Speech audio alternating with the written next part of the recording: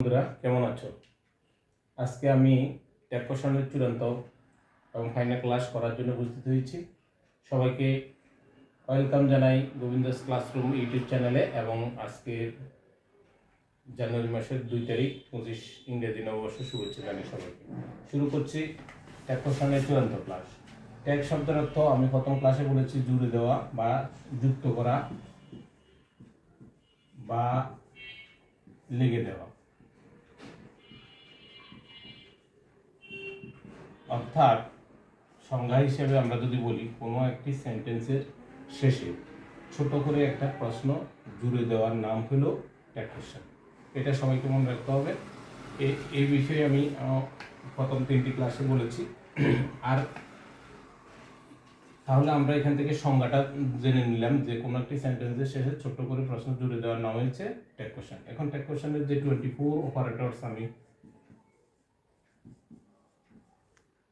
সম্পর্কে বলেছি সেটাও তোমাদের অবগত আছে। অর্থাৎ am, is, are, was, were, have, has, had, do, does, did, can, could, may, might, will, would, shall, should, must, need, dare, ought to, use to, এই 24টা অপারেটর সবাইকে আমার যে গত ক্লাসগুলোতে ছিল সেটা মুখস্থ করার জন্য আবারও সবাইকে অনুরোধ করব। এরপরে যে কন্ট্রাকশন সংক্ষিপ্ত, যেমন এম নট এবং শেল নট, উইল নট, এই সব শব্দগুলো একটু ব্যতিক্রম। এই যে 24টার মধ্যে এগুলো 3টি ব্যতিক্রম। এম নটকে আমরা সংক্ষেপে লিখি এইন্ট, এইন্ট, শেল নটকে শান্ট, আর উইল নটকে ওন্ট। এই 3টি ছাড়া আরগুলো মোটামুটি সবগুলো আর নট থাকলে আর এর সাথে কন্ট্রাকশন করে নট যুক্ত করে দিলে আর এন্ট হয়ে যাবে। কিন্তু এই 3টে একটু ব্যতিক্রম। এম নট এভাবে হবে না, এম এভাবে হবে না, এটা ভুল। তাহলে এটা ব্যতিক্রম হলো এইন্ট। শেল নটের শেল লান্ট হবে না, শান্ট। উইল নটের উইল নট হবে না, ওন্ট। এটা মনে রাখতে হবে, এগুলো একটু ব্যতিক্রম। তো যাই এরপরে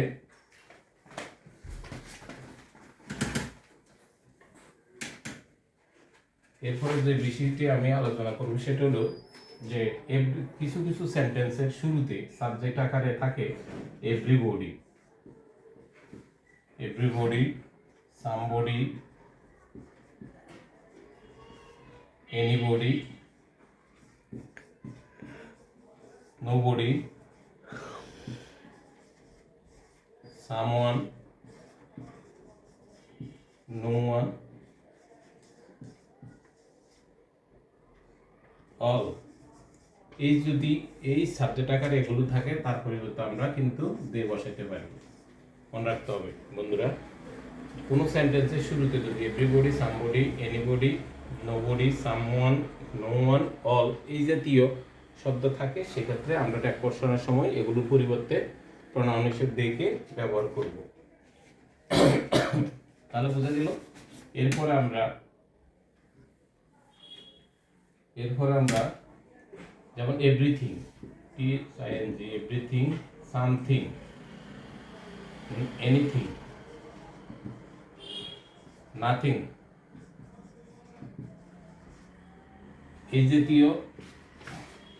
এই জাতীয় বস্তুর ক্ষেত্রে বুঝে যদি এগুলো যদি সাবজেক্টের আকারে থাকে সেটা যদি পরিবর্তে ইট বসাতে হবে। এটা আমরা দ্বিতীয় ক্লাসে সম্ভবত আলোচনা করেছি। এগুলো মনে রাখতে হবে, যখন ট্যাগ কোশ্চেন করব তখন এই সাবজেক্টগুলোর পরিবর্তে প্রনাউন হিসেবে কি বসবে, ইট। তাহলে এটাও আমাদের হয়ে গেল। এরপরে আমরা কতগুলো সাবজেক্ট আকারে দেখতে পাচ্ছি। All of us, all of us, তারপরে some of us, most of us, তারপরে সে majority of us, majority of us, many of us, everyone of আস,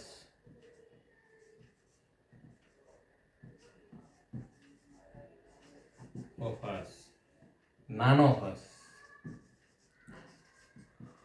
এই জাতীয় শব্দগুলো যদি সেন্টেন্সের শুরুতে থাকে সেক্ষেত্রে এই আজকার পরিবর্তে উই বসাইতে হবে।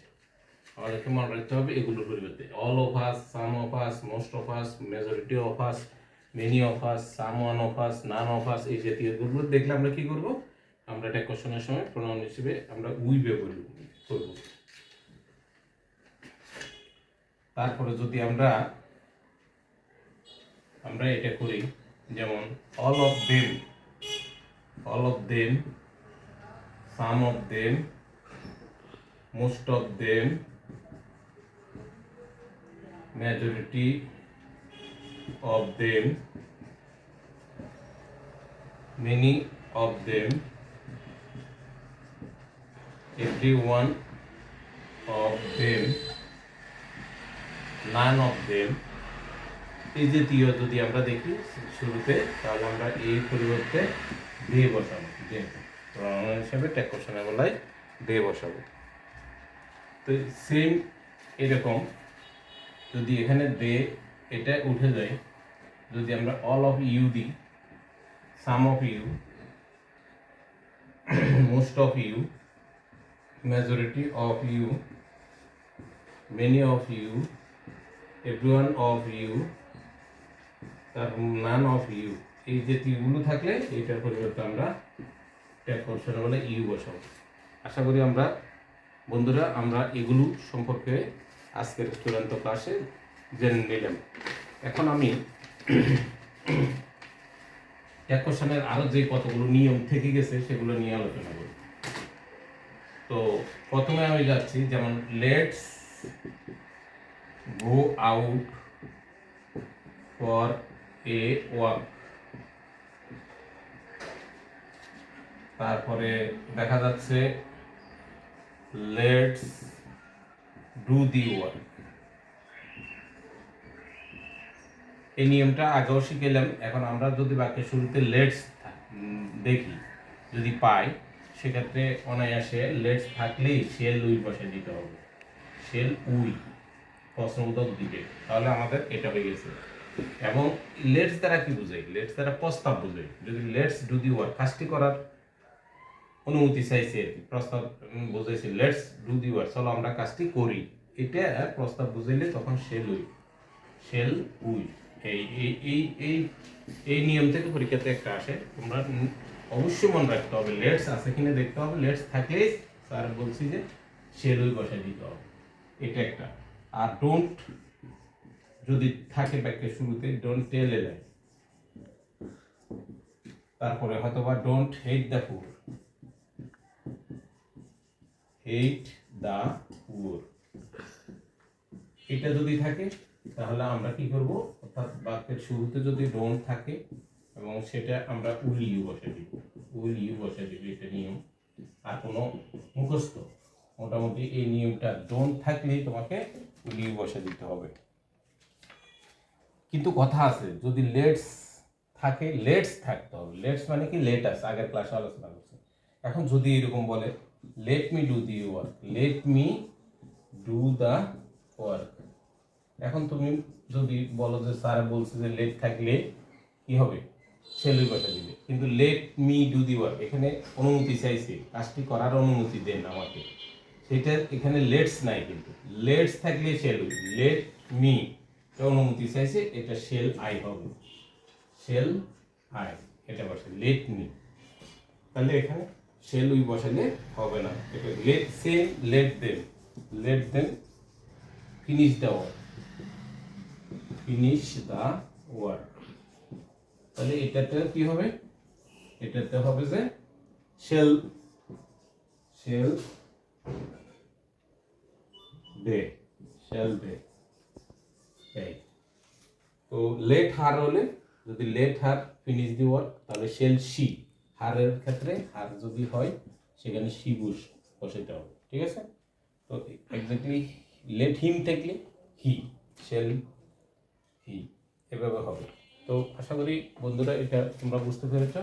আমরা আরেকটা নিয়মে চলে যাচ্ছি, যেটা আমরা এখন আলোচনা করি, সেটা হলো ইম্পারেটিভ সেন্টেন্সের ক্ষেত্রে কতগুলো জিনিস আছে। ইম্পারেটিভ সেন্টেন্স, ইম্পারেটিভ সেন্টেন্সের ক্ষেত্রে আমরা এভাবে করতে পারি, যেমন give me a pen, give me a pen, আমাকে একটা কলম দাও। এখানে তারপরে আছে শাট দা, এসেছে ইউ টি, শাট দা ডোর, দরজাটি বন্ধ করো। তারপরে আছে যেমন wait here a moment, wait here a moment, moment, আমার জন্য একটু অপেক্ষা করো। শাট আপ, এসেছে শাট আপ। এই জাতীয় ক্ষেত্রে তুমি বিশেষ করে will you, would you, can you, can't you ইত্যাদি বসাতে পারো। তাহলে এখানে প্রথমটা উইল ইউ হবে, তারপরেরটা উড ইউ, উড ইউ, তারপরটা ক্যান ইউ, তারপর কান্ট ইউ, কান্ট ইউ। অর্থাৎ এখানে পজিটিভ ট্যাগ হবে এবং অর্থাৎ যে কোনো কিছু মোটামুটি ইম্পারেটিভের ক্ষেত্রে will you, would you, would you, can you, can't you ইত্যাদি যে কোনো একটা মোটামুটি বসে দিলে তোমার ইম্পারেটিভ সেন্টেন্সটা হয়ে যাবে। এক্ষেত্রে আরো কতগুলো আমরা আলোচনা করতে হবে। তাহলে আমরা ইম্পারেটিভের ক্ষেত্রে কি বসাবো? উইল ইউ অথবা উড ইউ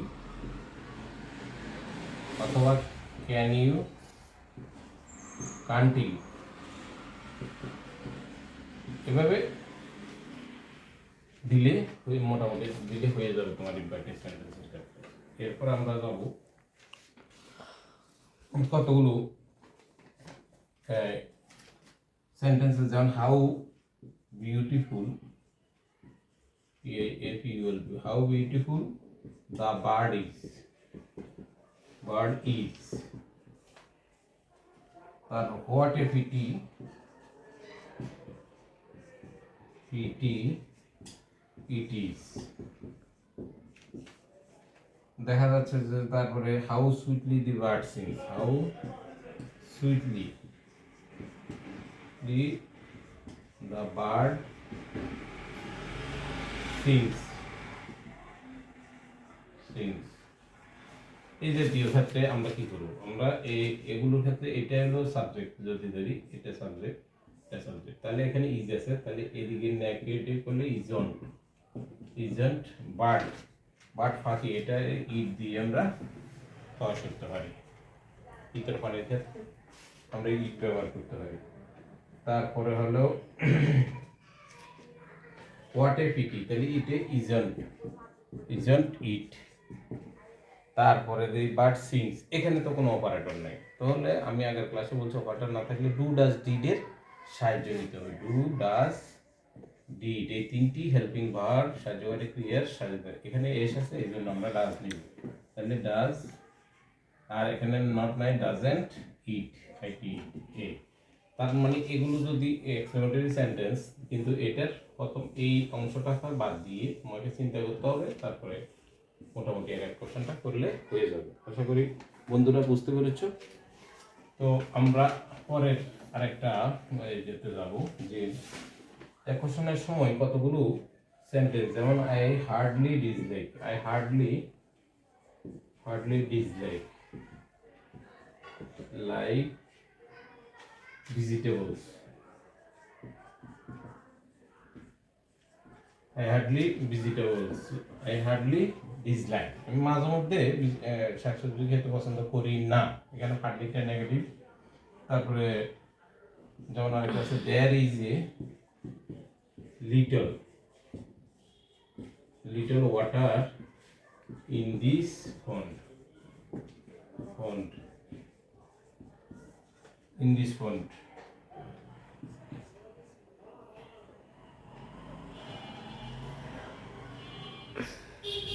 এই ক্ষেত্রে আমরা কি করব?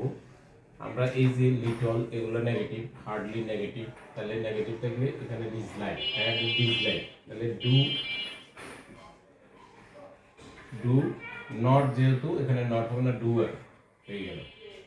তারপরে এখানে অপারেটর নাই, সেজন্য আমরা ডু ভার্বের সাহায্য নিলাম, যেহেতু এটা প্লুরাল, তাহলে ডু আর আই। এখানে এ নট, এটা নেগেটিভ অর্থ প্রদান করে, সেজন্য এটা বার, নট বসে নেই। লিটল নেগেটিভ শব্দ, মানে এই পুকুরে একদম অল্প পরিমাণ পানি আছে, হ্যাঁ, তাহলে এখান থেকে ইজ দেয়ার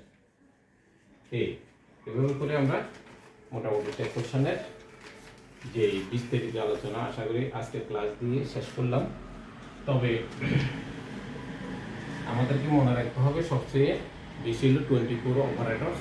প্রথমে তোমাদেরকে দেখতে হবে যে অপারেটরগুলো এখানে আছে কিনা, আর দ্বিতীয়ত দেখতে হবে যে এটা কি, যেমন একটা সেন্টেন্স যখন আসে তখন যেমন সেটার মধ্যে যে জিনিসটা প্রথমে করতে হবে সেটা হলো যে সেন্টেন্সের মধ্যে সেন্টেন্সের মধ্যে কোনো অপারেটর আছে না, কোনো অপারেটর আছে কিনা দেখতে হবে, আছে কিনা দেখতে হবে। 1 নম্বর কাজ। এক কোশ্চেন 2 নম্বর হবে সেন্টেন্সটি অ্যাফার্মেটিভ না নেগেটিভ, নাকি নেগেটিভ। তাহলে 2টে 3। তাহলে সেন্টেন্সের মধ্যে কোনো অপারেটর আছে না দেখতে, যদি অপারেটর না থাকে, যদি অপারেটর না থাকে তাহলে 3টি সাহায্যকারী ডু, ডাজ, ডিড, এই 3টি ভার্বের মানে সাহায্যকারী ক্রিয়ার সহায়তা নিতে হবে, ডিডের সহায়তা নিতে হবে। তারপরে এরপরে যদি পজিটিভ থাকলে আমরা বলছি সেন্টেন্সটি পজিটিভ হলে টেক কোশ্চেন সময় নেগেটিভ হলে কি ওইদিকে অ্যাফার্মেটিভ বা পজিটিভ হবে। এভাবে করে টেক কোশ্চেনের। আর যদি লেটস এর ক্ষেত্রে ভিন্ন, এটা ব্যতিক্রমধর্মী নিয়ম। ডু নট থাকলে সেন্টেন্সের শুরুতে সেটা ব্যতিক্রম নিয়ম বলছি। লেটস থাকলে প্রস্তাব বুঝাইলে সেক্ষেত্রে শেল উই, আর ডু নট থাকলে বা ডোন্ট থাকলে সেক্ষেত্রে উইল ইউ বসতে হবে। তারপরে সাবজেক্ট নিয়ে অনেকের সমস্যা আছে। সাবজেক্টের মধ্যে আমি বলছিলাম যে এভরিওয়ান, সামওয়ান, তারপর নোবডি ইত্যাদি থাকলে সেগুলো হতে কি দিয়ে বসে।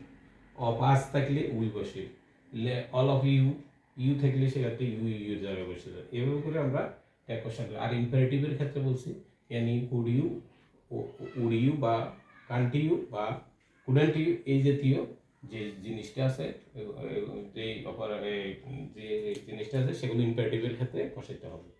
আর সবসময় তোমাকে সাবজেক্ট এই আছে।